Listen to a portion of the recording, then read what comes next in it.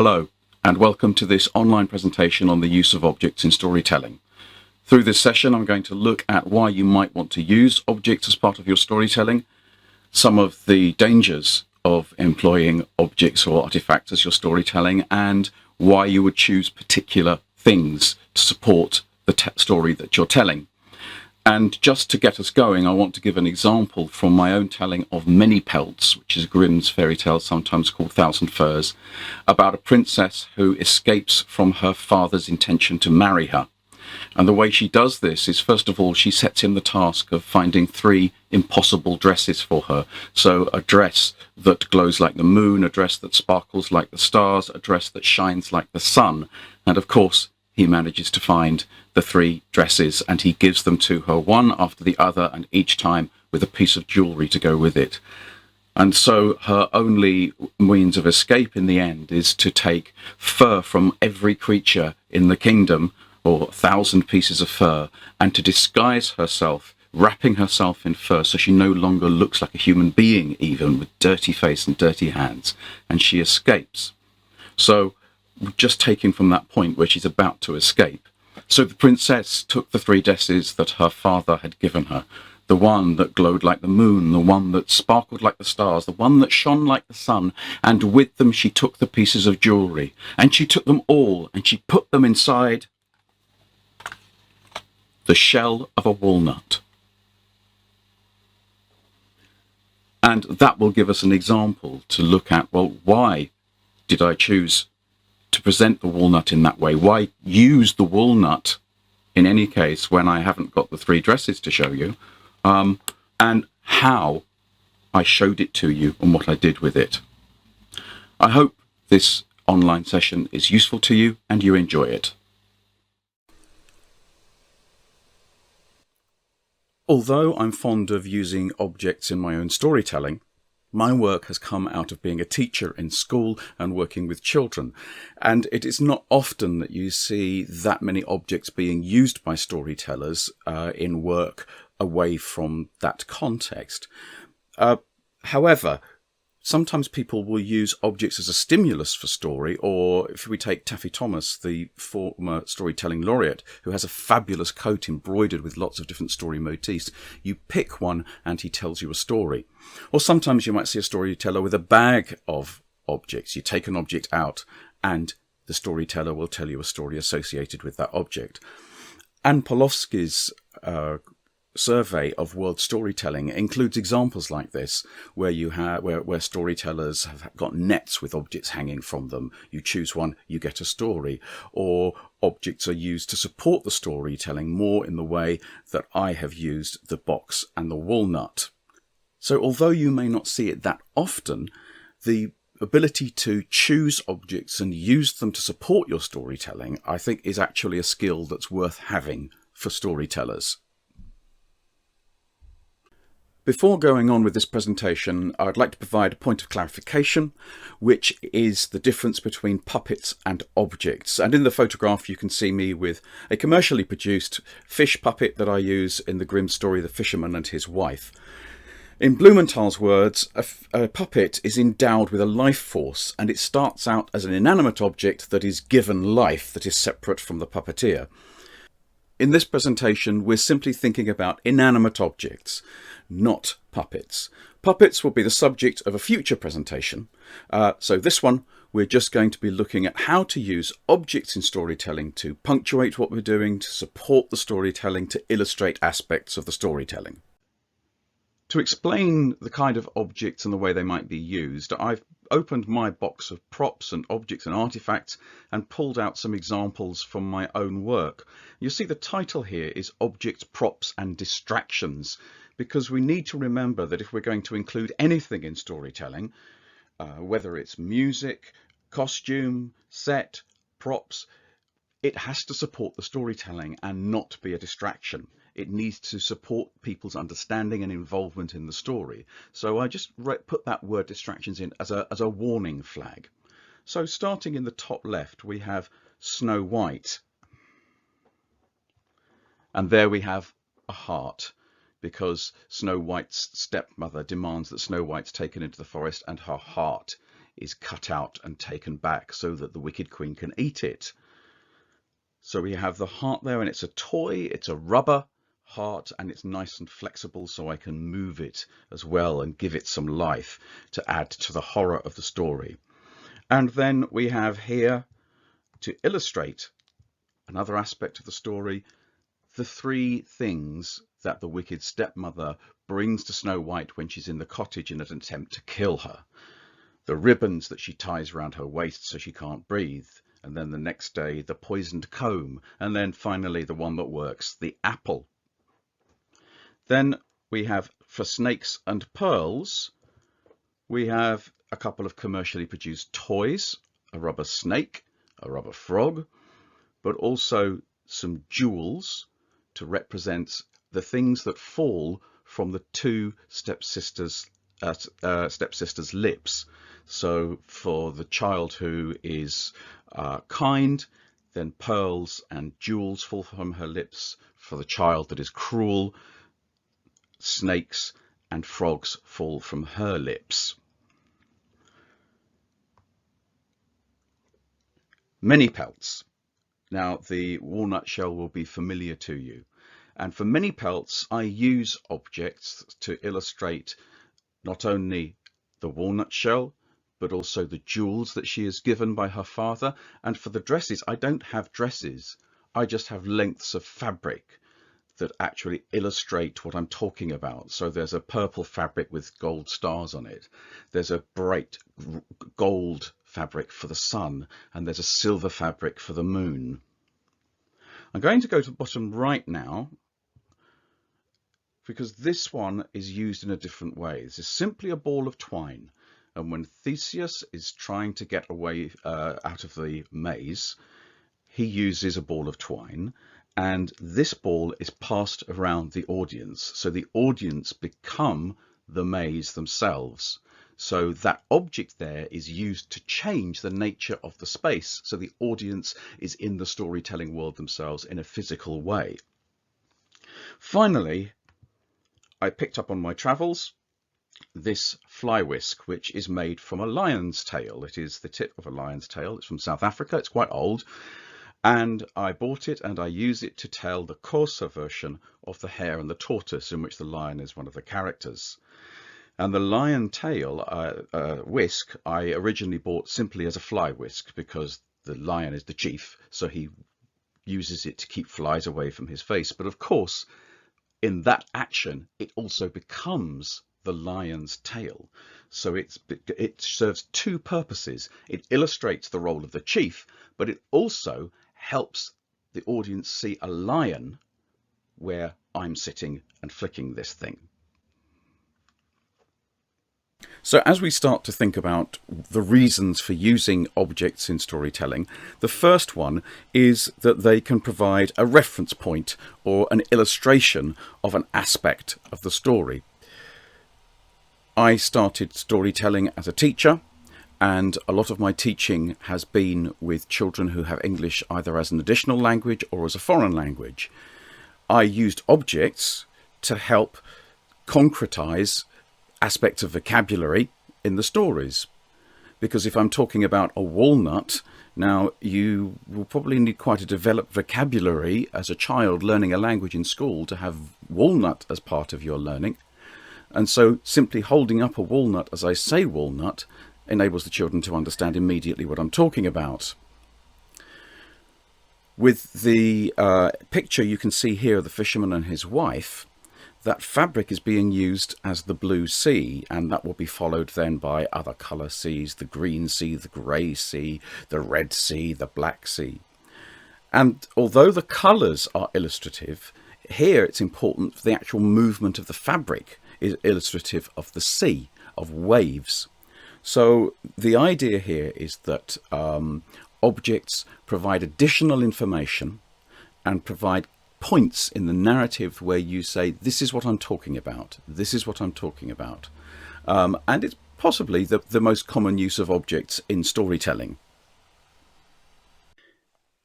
It is normal when you're storytelling to be telling stories about events that have happened in the past and have happened at a distance from where you're standing when you tell the story.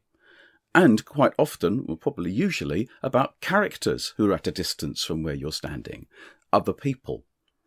But it's also very common in storytelling to actually represent other people, to take on character, to act in role, even if it's very briefly. So I might say, and the witch said, "Of course you can have my gold." And as soon as I say that, I realise I change my body as my body becomes more angular, as well as changing my voice and the rhythms of my voice as I act that character out in that moment. And objects can sometimes help us do that. So the fly whisk that was a few slides back helps me characterize the lion when he flicks the fly whisk around when the hare is annoying all the other animals because he's saying he's faster than all the others, and the lion says, "Oh, it's only a hare." And as I'm doing that, his tail is flicking around to help support that characterization. And in the picture you have here, you can see me retelling the story of the Hound of the Baskervilles, and that rather strange prop there is the Grimpen Mire, and the villain at the end is sucked down into the mud of the Grimpen Mire. So objects can also help us retell parts of the story where we go into role. I love Japanese theatre and Far Eastern theatre generally. And in Japanese theatre, there are all kinds of conventions around how you mark significant moments, including the start of a performance or a particularly poignant moment in a performance where someone will hold a specific attitude and maybe cross their eyes, and it tells the audience that this point is really significant. And if you're familiar with kamishibai or Japanese paper theatre, and if you're not, please do have a look at the resources section on the blog, because I have put up some videos there to explain kamishibai. The performance starts with wooden blocks being struck together. And in fact, I use in my own storytelling, if I'm starting a traditional tales, I will start with claves. That's the name of the instrument, by the way, being beaten. So that's a sort of way of marking the beginning of a story. And in this picture here, you can see a thunder drum. And it's used in the story of the greatest of all. This is Japanese traditional folktale, where Father Mouse goes to ask the sun if the sun will marry his daughter, and the sun will not marry his daughter because the sun isn't great enough. The sun says, "Go and ask the cloud." So Father Mouse goes and asks the cloud. And the cloud sounds like this, which is the sound of a thunder drum. But it is not only about the sound effect here, because when I'm using the claves to mark the beginning of the storytelling, I'm not just hitting them, I'm actually hitting them visibly in a particular way to show their significance, to say, now the storytelling's beginning. If you look at the picture here, how I'm holding the thunder drum is to the side. I'm actually showing the audience the thunder drum and making it clear, its presence clear to them. In fact, I used the appearance of it as part of the effect in the story, because I have a object that represents the sun, which looks a bit like the sun, and then I look for an object that represents the cloud, and I take this out and I say to the audience, "I'm sorry, it's the best I could find. It doesn't look much like a cloud, does it?" And generally I get murmurs of approval, no, it doesn't look much like a cloud. And then when it starts,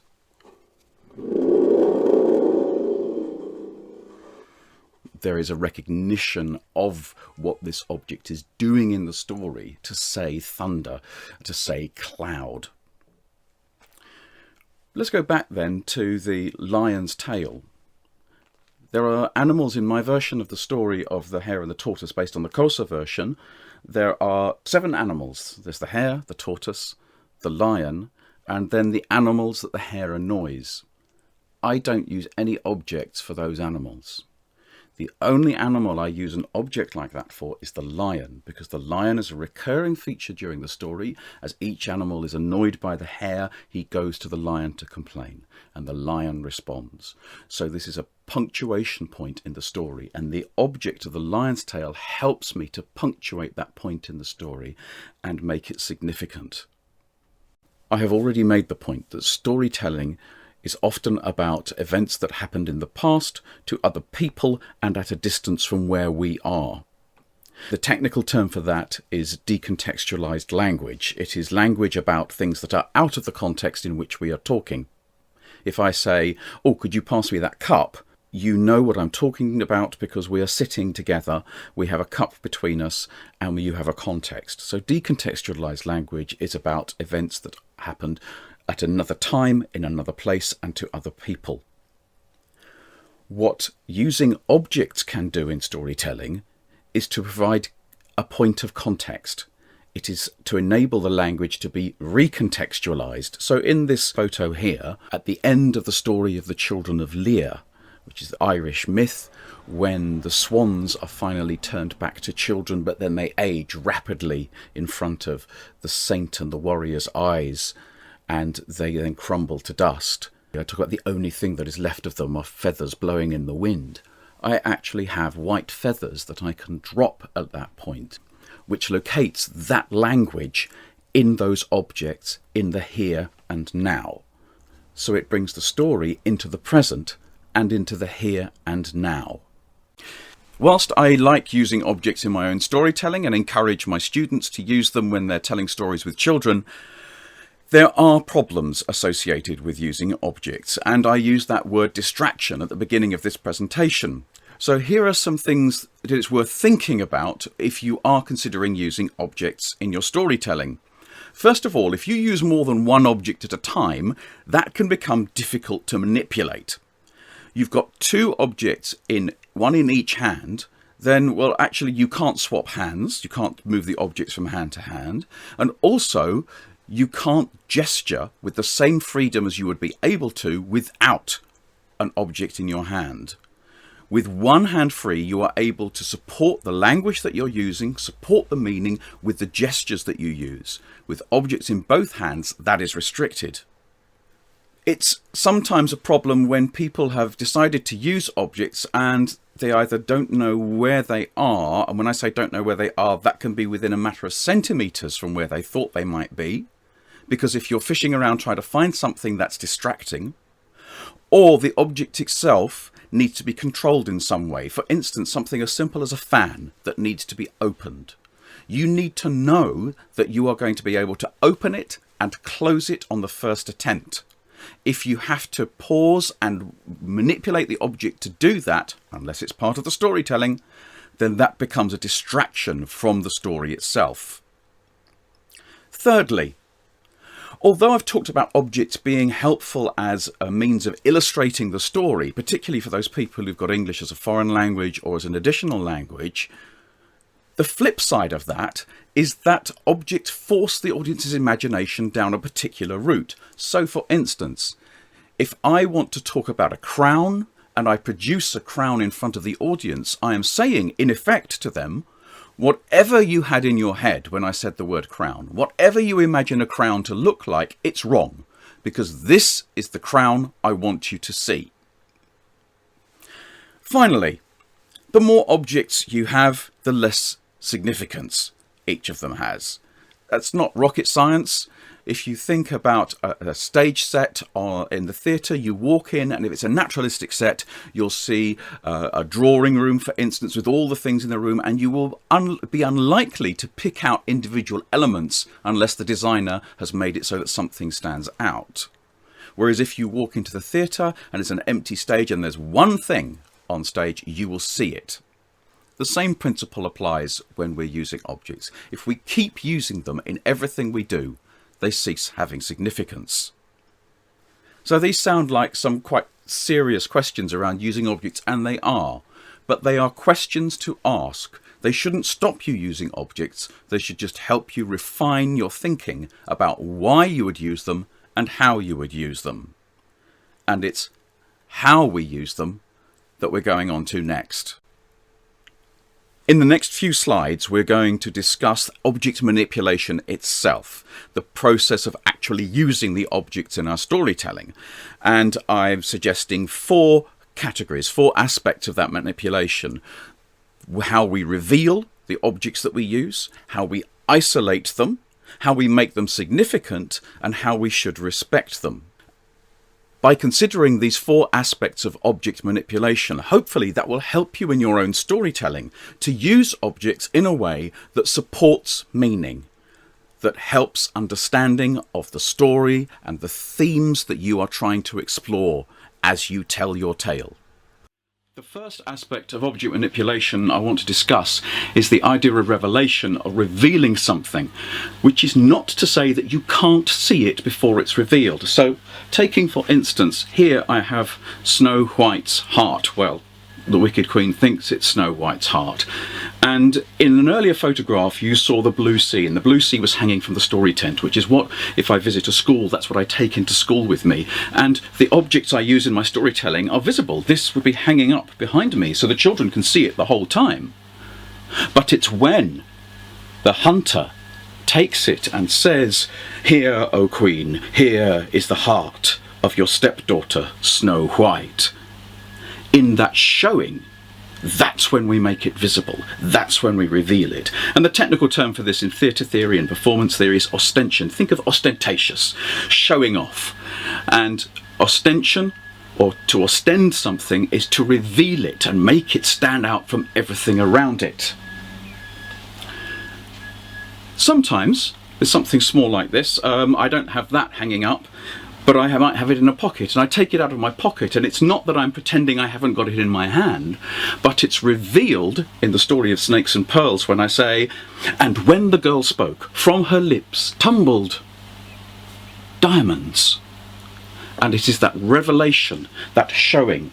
And going back to Many Pelts and the box, going back to the idea, when I'm going to say that she took the 3 dresses and the jewellery that she'd been given and she put them inside, now there I'm tricking the audience, because they think the revelation is a box, but of course the revelation is the walnut shell.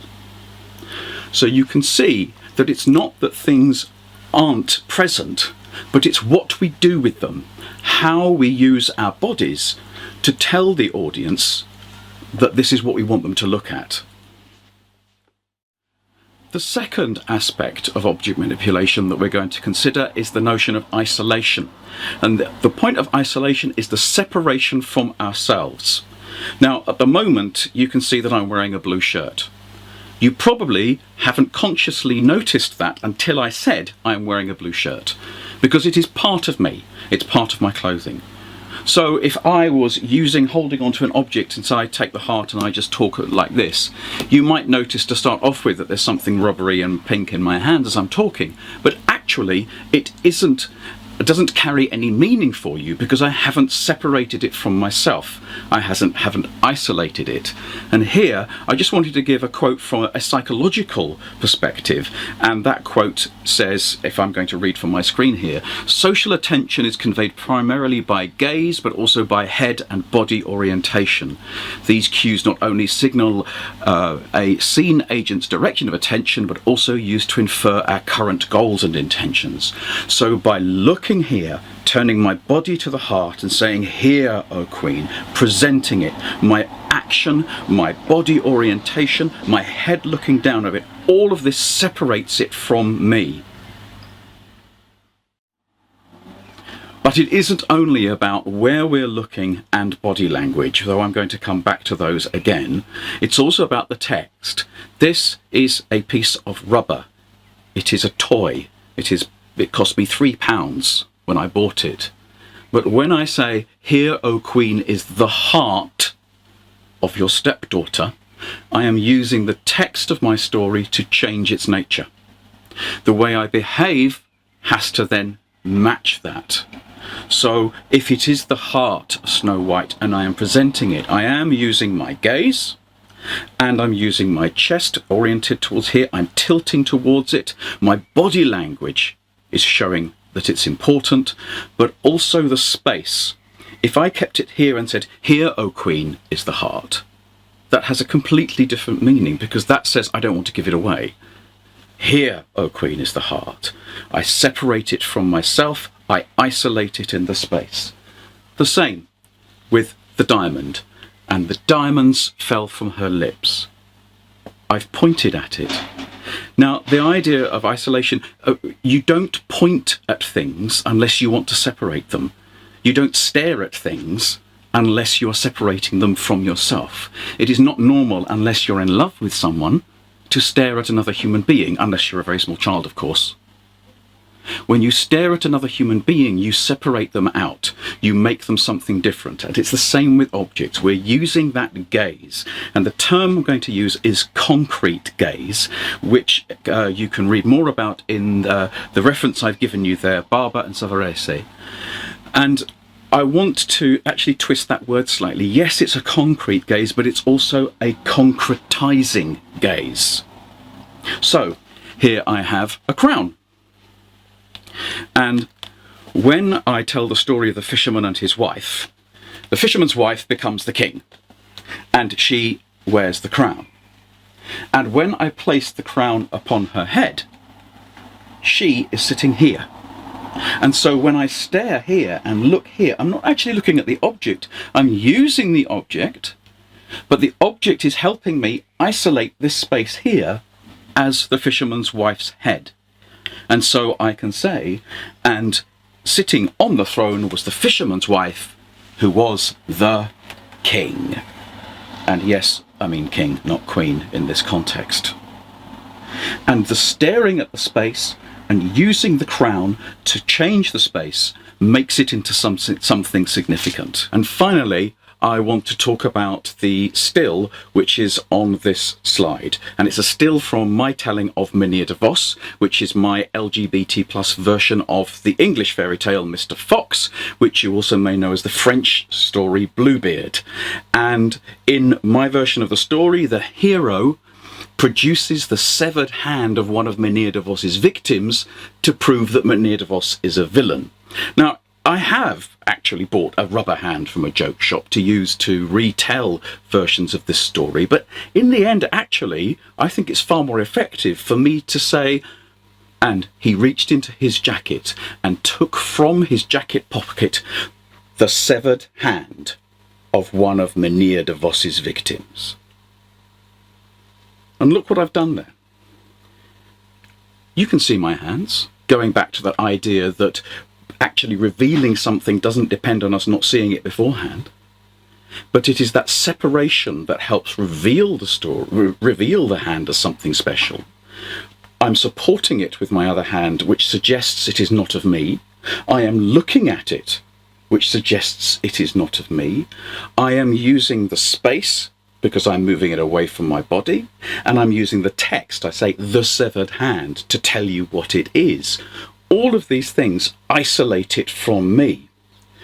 And it's the same principle, whether we are using a rubber heart or a plastic crown, or turning space into something that is separate and concrete, or part of our own body, using a concretizing gaze and the text and the space and the gestures to separate things from ourselves. And that helps give them significance. And it's making things significant that we're going to come on to next.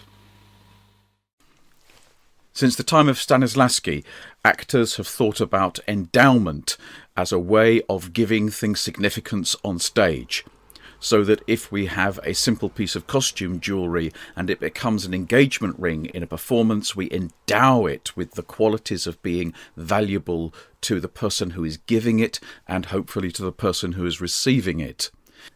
If we have a replica firearm, then we treat it on stage as if it's a real gun. And the same principles apply when you're using objects in storytelling. So I'm just going to leave you now to read this quote from Uta Hagen about the nature of endowment.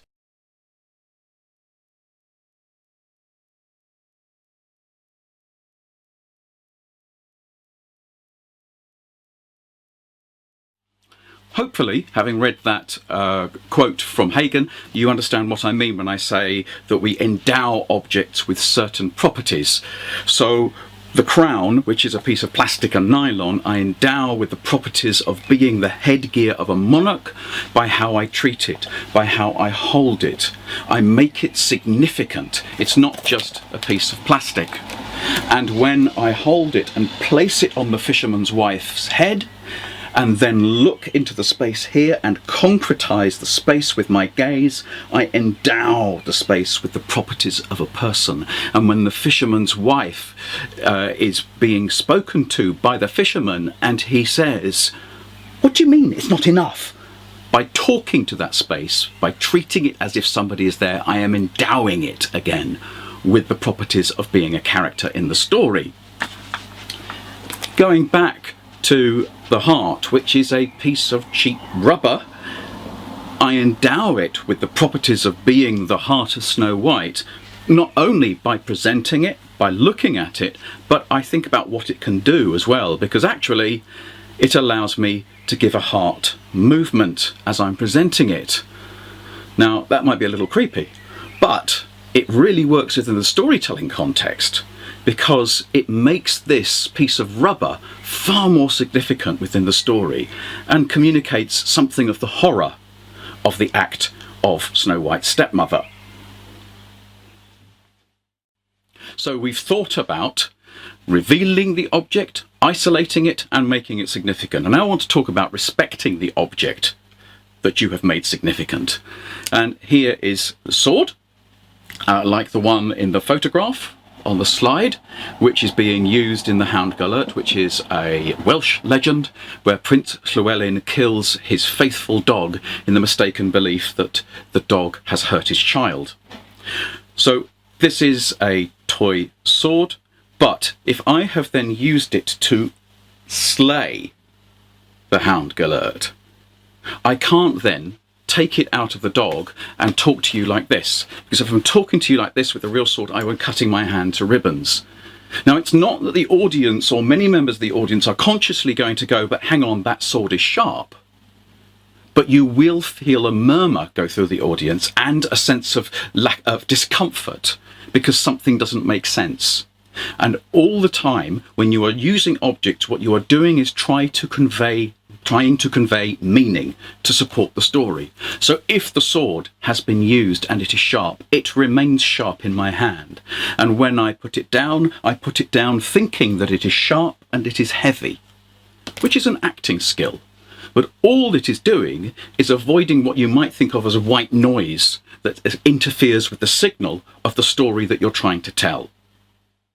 In this final section of this presentation, we're going to consider what makes an object a good object for storytelling. And I want to use this term affordances, which is used a lot in social sciences. And there is a quote here from Donald Norman about the nature of affordances. He's writing about the design of everyday objects here, but it is actually a good explanation. So I'll leave you just to read that.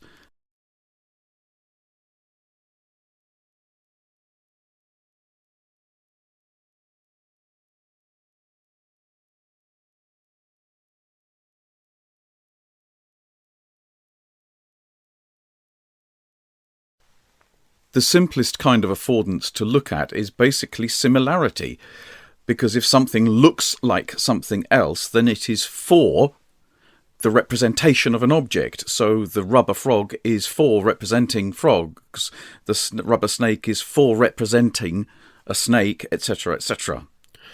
Now, they have other affordances as well, so that the rubber snake, for instance, is for coiling round. Its rubber allows it to move round my hand. And so its use can be as a snake in the storytelling. Its use of the use of the frog can be as a frog in the storytelling.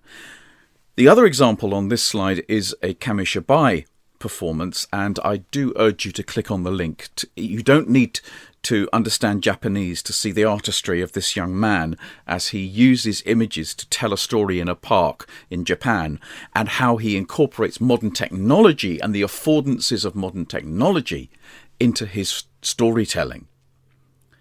But when we're using pictures, again, what is it for? It is for representing something that we're talking about. So that's the simplest perspective. Let's look a little more deeply about how we make choices. In the photograph here, you can see two young people helping me tell the story of The Canterville Ghost by Oscar Wilde. They are playing the roles for me of the Duke of Cheshire and Virginia Otis, the young lovers, who are out on Hampstead Heath and they are horse racing. So the chairs that they are sitting on have become horses. They've turned round and the backs of the chairs have become the necks of the horses and the reins. But what are the affordances that allows me to make that choice and to make the choices about how I can use the horses in the storytelling? Because there are not only affordances, there are constraints as well.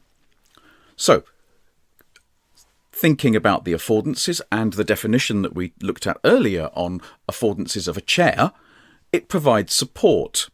It also is possible to straddle the chair. The chair itself is flexible, it's not rigid because these are plastic chairs in a school. And the shape of them means that if you straddle them around the wrong way, then your hands can rest, your arms can rest on the backs, so they can become the neck of the horse. But there are constraints. So they're difficult to move across the floor and they lower the body. Now, from the lowering the body perspective, that means that if the audience were sitting on chairs as well, then my two lovers here would not be that visible. And so I have to think about how I set up the storytelling, and if my audience are on chairs, how I'm going to position them so that the majority of people can see these two young people playing the lovers. In terms of the moving across the floor, I think when I first thought about this, I would have them actually rocking the chairs backwards and forwards going across the floor. But actually, that's too difficult on many chairs, and obviously it could damage the chairs as well, and I don't want to upset schools. So those constraints mean that I kept the chairs still, and instead of having them side on and racing along in front of the audience, they're face on and they stay still, but the two young people ride them in inverted commas. The second example I want to give is this photographer's reflector. It collapses down, you twist it, and it goes down to a circle of around 10 centimetres, and then it pings out to this golden circle. So its affordances, what is it for? Well, its shape, it's circular, it reflects light, and it's flexible and collapsible. So it has all of these things about it. These are its properties. Its constraints are that it is two-dimensional. Its size, it's actually quite large to manipulate and not become a distraction. And in terms of reflecting light to the audience, it's quite difficult to judge because obviously I'm sitting facing the audience, I don't know what they're seeing. However, the affordances that it gives, its shape, its circularity, allows me to present it as something that is round. It can represent something that is round because of its shape. It reflects light because of the gold surface, which means that it also can represent the sun, and it's flexible and collapsible, which means that part in this whole presentation where we talk about revealing something, I can make a very dramatic revelation of the sun appearing when I want it to come into the story. So the uses of the object are around the affordances and the constraints that it presents. So I have to look at what it can do and what it can't do. And problems can occur when you find that you're using an object that has constraints you haven't thought about. And I'll go back to that one of the fan. There's nothing quite as satisfying as closing a fan with the flick of your hand. But if a fan is stiff, so that it constrains it so that actually you have to close it with two hands, then actually trying to flick it will become distracting and stop the audience thinking about your story and the events in it, but they'll be thinking about your lack of skill at closing a fan. So we're always thinking about what can this object do and what can't it do, therefore what it allows me to use it for in the storytelling. And that has to be very clear and quite limited just to make sure that nothing distracts the audience. So, to summarise, objects can provide reference points or illustrations for your story. They can help us characterise or act out parts of the story. We can use them to punctuate and make certain points in the story stand out and be significant. And they can help ground the storytelling in the physical world and give it substance. But we need to think about how we use objects and use them deliberately, so that we need to be careful about their manipulation so that they stand out. And they always need to support the meaning of the story through how we make them significant, through that endowment process. And objects have affordances and constraints, and we need to consider those with any object that we're going to use in our storytelling. So we don't try using objects in ways that becomes a distraction away from our storytelling, away from the story, away from the events, and away from the themes and the messages we want to explore. I hope you enjoyed this presentation, and if you have any feedback, please do let me know.